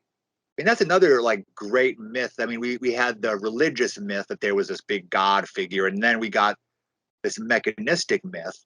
Well, if humans are just advanced machines, you can ignore their emotional needs. Then you can pay them $7.25 an hour to work a menial job and have to scrape by. You can ignore their, psychological needs, because, well, what the hell? They're just Cartesian machines in a way. But yeah, returning to like the Steven Pinker point, like, yeah, he said stuff that's profoundly, I'm like, wow, you should have, like, I remember, and Cody will back me up on this, because he'll say, capitalist societies brought prosperity where communist societies didn't. And it's like, whoa, dude, hang on a minute. There's never been a communist society that I know of. There's been totalitarian societies. Those are two different things. And when people conflate the two, which are our good Canadian psychologist Jordan Peterson likes to do. He likes to bring out Marshall and the old Cold War arguments of, well, Russia was communist, wasn't communist. That was a dictatorship. Those are two different things. And also, it's also the subtle point that Cody actually makes in his book. I think you made this in American Bullshit, right? Where he says it's not capitalism that brought prosperity, it was labor. Capitalism just determined who benefited. Labor brought prosperity. Yeah, agreed, Cody. And I'm sympathetic to the people who go one step further and say that it was slave labor. So, Yep. if we trace it historically, we have to admit that at some point. Do you guys know the David Graeber dude who wrote Bullshit Jobs and The History of Debt? His latest book, The Dawn of Everything, co-written with another David, is really magnificent. And we may have to look at it and get back and talk to each other at some point, because the essence of that book is that he's like, archaeology has generally been a white man's patriarchal discipline. And we've developed this story as if we're on this inexorable road to progress, culminating in like a Fukuyama-like end of, end of whatever he says. But his point is that this is not true. It's not inevitable that all roads lead to a capital-based civil society, and that there's lots of historical evidence that there's been rather large and very cosmopolitan civilizations that are relatively ecumenical and equitable. Turns out they're mostly matriarchal, and it's maybe one of the reasons why we put some distance between us and them. But I do think it's important and propitious at this moment in time. As John Dewey put it, there's no greater mistake than to see an inextricable connection between capitalism and democracy and prosperity. And there's another guy, Joseph Henrich. He's the head of the anthropology department at Harvard. And he writes about cultural evolution. And he's like, if there was ever a time where we need to be nimble and be willing to try lots of things in order to see what works, this might be a pretty good one. And I like that view. Yeah, Cody was actually the one that turned me on to Bullshit Jobs, which I thought was really good. It's a wonderful book, which it was just fascinating because it was another one of those books. I don't know if this is this way for you, but it was another one of those books where it was like, it hit me at a time when it's just like, because I've done bullshit jobs. I mean, we've all done bullshit jobs where we sat back and we're like, this is so, if this job vanished tomorrow, who would give a shit, right? And so it came along and it was like, oh, I'm not crazy. Because of course you talk to other people about it and they're just like, oh no, this is a value. But then, even in Bullshit Jobs, I forget what's the guy's name, Cody? He actually recently died, right? Yeah, David. David Graeber. Yeah, David Graeber. Like he actually interviewed, right? If my memory serves, people who were even like corporate lawyers, and they're like, yeah, my job isn't all that important. Actually, like I don't really serve any my job serves like no useful function. Yeah. Which of course goes back to, Marx's one of his forms of alienation, which is, of course, it's going to have all kinds of dysfunction if you feel if your work is not meaningful, right? Yeah. No, absolutely. We're a fleshy cog in a giant machine. And so for me, when I saw Graeber's Bullshit Jobs, Cody, I had the same impression. I thought this was super important, but it's Marx's 1844 philosophical and economic manuscripts in the 21st century, making it for me, important showing the continuity over time, and what a stark depiction of phenomenological reality for the average person. Yeah. Yeah. Yeah. Because again, you guys, I'm not rich. I don't know if you guys are rich, but Yeah. but I would like to think, I can't speak for you guys, but I feel grateful that I eat every day, and here I am, like I read books, and here I am talking to you guys, and uh, like, to me, that's not bullshit, but we're like the 1% in that regard. And Yeah. yeah, so that, at the top of our to-do list, I have no way, no practical way of how to proceed, but I buy Graeber's argument that, essentially, the world is a pyramid extortion scheme where people have been skimming off the top. That's how it's always been, and that's how it Mhm. still is. And his explanation is brilliant and compelling, but does suggest why there's wholesale alienation, which, back to Hannah Arendt and Eric Fromm, they're like, you need that for fascism. You need isolated individuals in Mhm. complete despair, lacking a basic sense of meaning and value.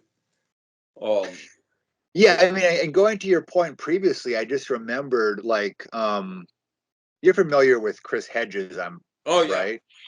Yeah, I mean, he kind of ominously predicts, which this is kind of horrifying, which is, given the kind of ineptitude and sort of utter moral and intellectual bankruptcy of the Democratic Party, that he predicts it's going to be another rise of kind of a Trump-like figure, which Yeah. is like,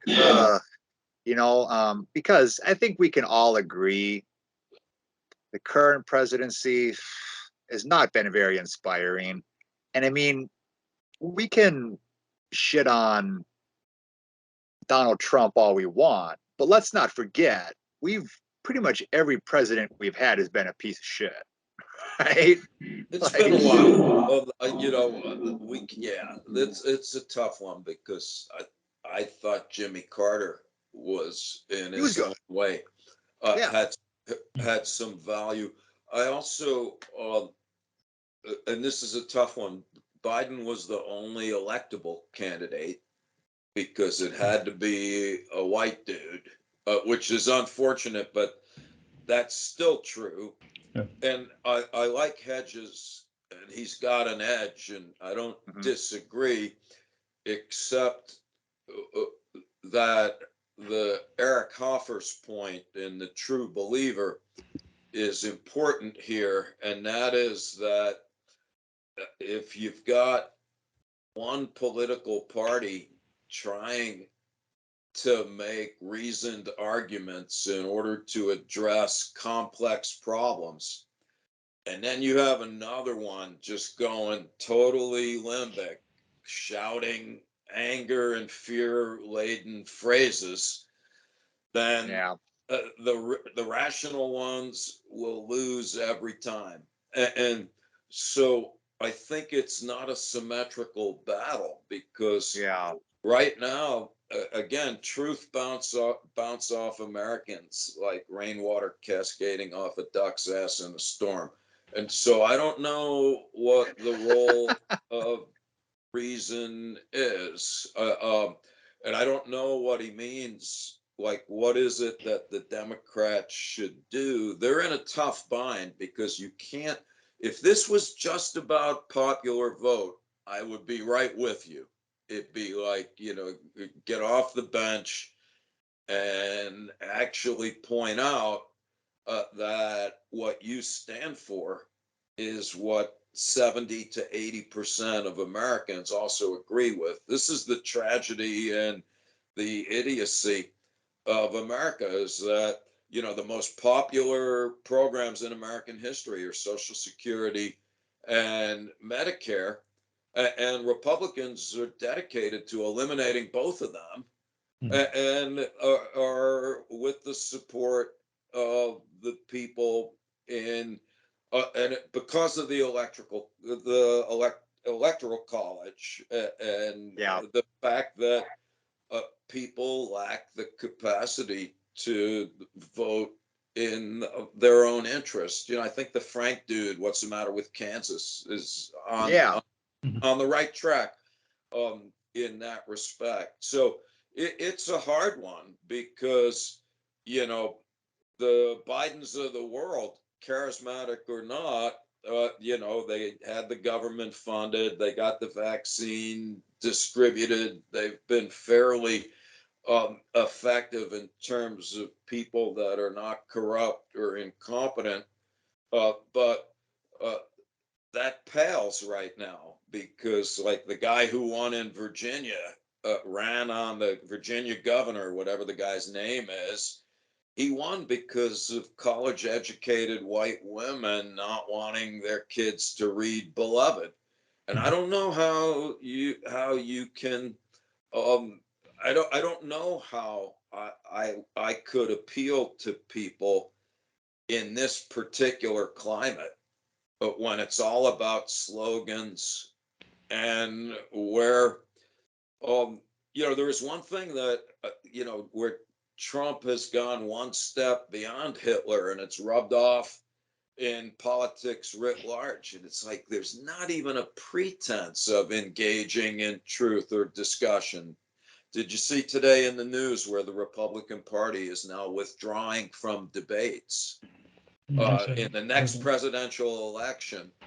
They're like, we're not debating because independent people asking factual questions, that's biased. That's so we're in yeah. For me, the sad thing is, you can look at Biden, and we can say he's an American jingoist. He's a war hawk, right? Voted for pushed for the Iraq war. Yep. Rammed through the crime bill. A Me Tooer, if there ever was one. And so when you look at these people, the people that rise to the top in the political spectrum tend to be depraved.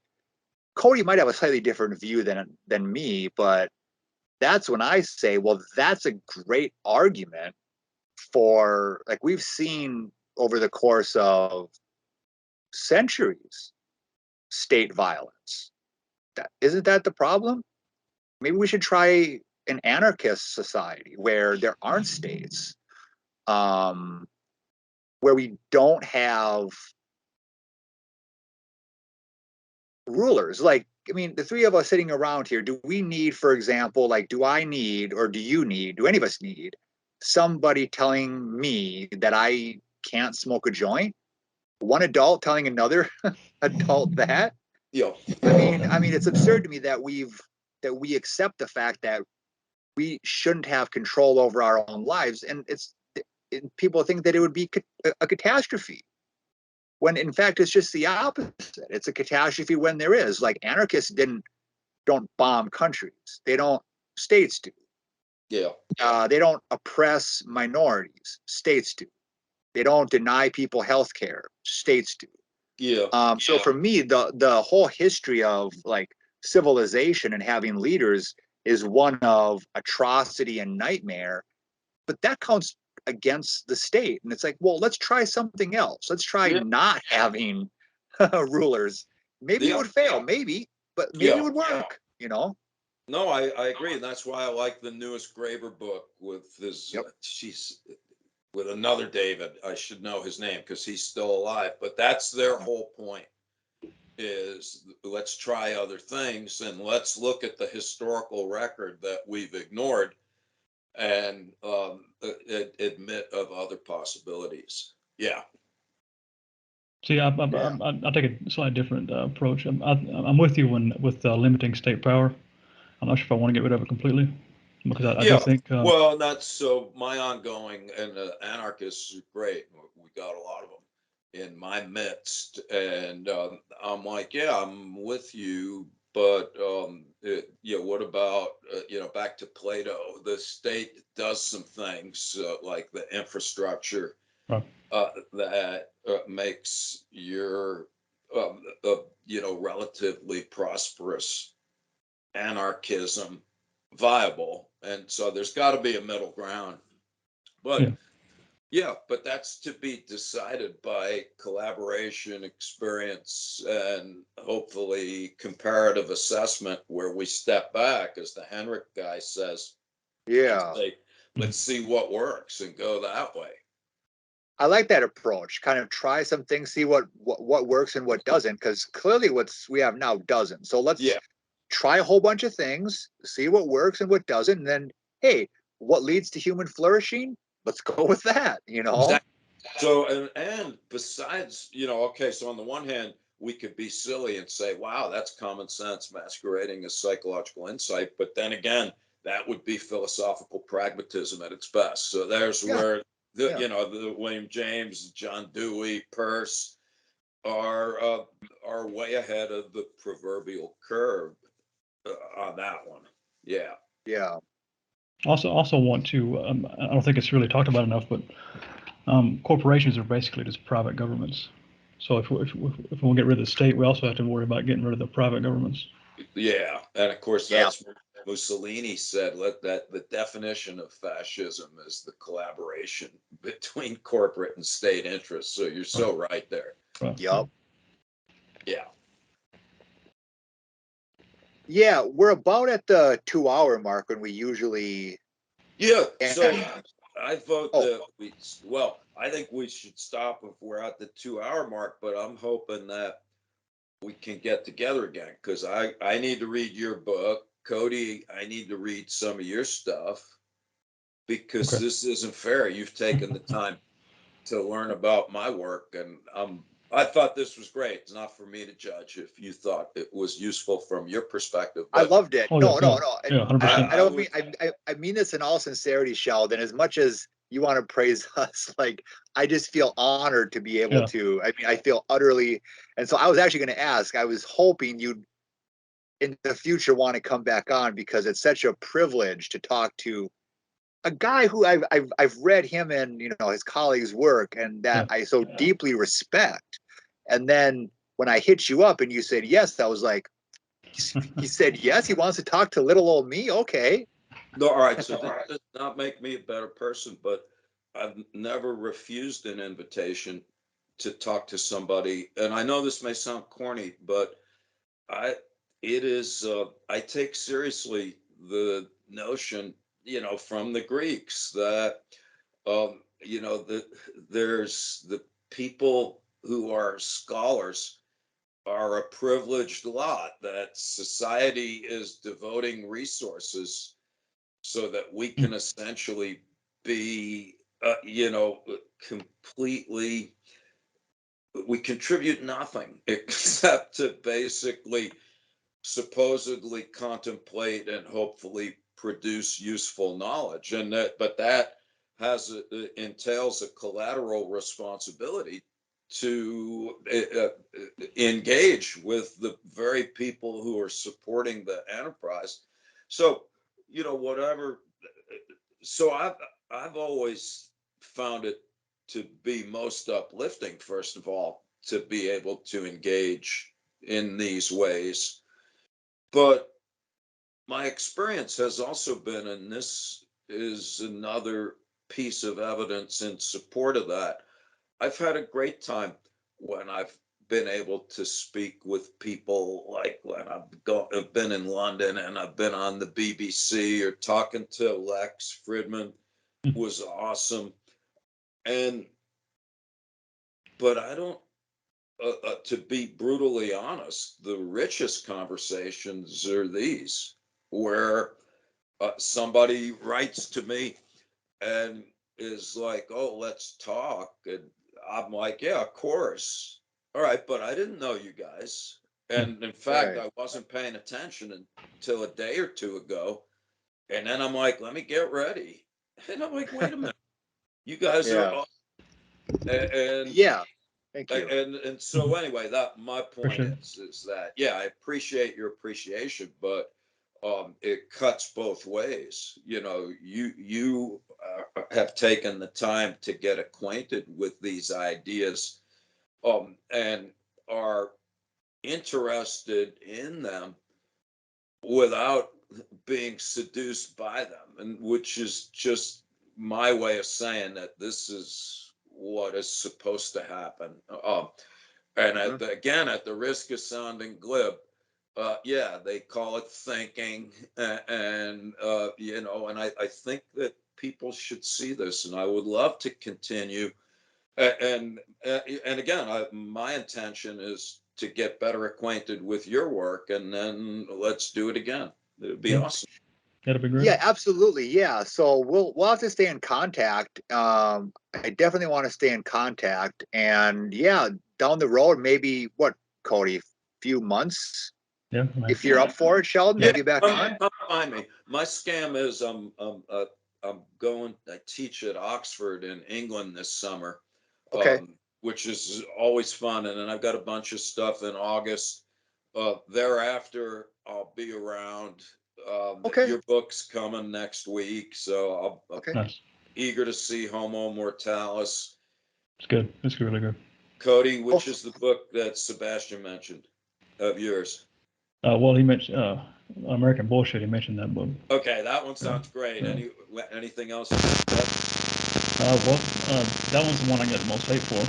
So Okay. That's yeah, he gets a lot of hate for that because you open up everything with like fuck landlords, fuck the middle class, and you get a lot of hate because you're very it's very raw, coming from a place of like that good old American rage, which I love.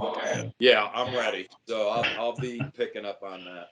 But you know, I will say that personally, my favorite of his was his latest, which is Too Many Things Came to Nothing, which is almost, Cody, I say this in flattery, but a nice companion piece to my book, because mine is a lot about loss too, which is and Cody, it's very both of our books are very, would you say this, Cody? Yours is very also, like when I read it, there was times when I had to sit back and take it in because it was so honest, which made me feel really good about being very raw and honest in Homo Mortalis, which hopefully I did. Hopefully I wrote the poems and I did justice to you know, Becker's work. And I think maybe I want to end on this, something like, throughout Becker's life, he never got the credit he deserved.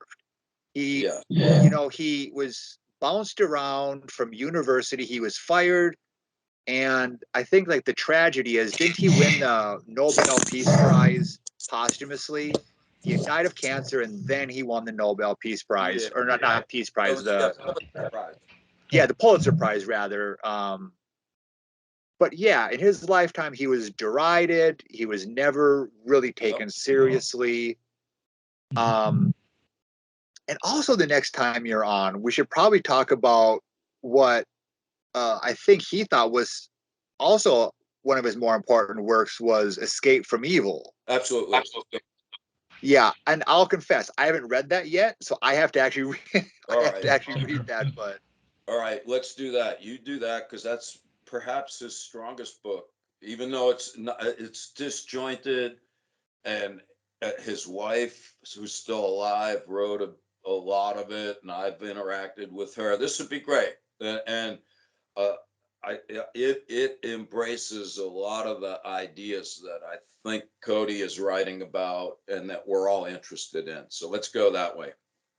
Okay, good. So we'll stay in touch, and then maybe in the fall, like September, October sometime, we'll do this again. Yeah, where are you guys physically located? I'm in Chicago. I'm in Indiana. Awesome. Yeah. I mean, no, I hail from I hail from Mike Pence's state, the great Christian fascist. So yeah, no, that's okay. I went to school in Kansas, so I'm familiar with those environments. But I'm still fond of the Midwest. And when the pandemic blows over, we'll do something in person someday. That would be good. Yeah, that sounds good. Yeah, I'd like that. Oh, that would be an honor. Yeah. So once again, really, really, thank you, Sheldon, for being on. Like it was, I got to interact with one of my intellectual heroes, and I don't mean to, and I'm not saying that just to bolster your ego. Like it really is. Like I woke up today and I was like, yes, I get to talk to Sheldon Solomon. So, really, really, from the bottom of my heart, thank you for being on, and I am delighted to know that you're receptive to coming back on in a couple months here. So, yeah, really, really appreciate it. Yep. All right. Excellent, gentlemen. I'll see you then. All right. Take it easy, Sheldon. Bye now. Take it easy.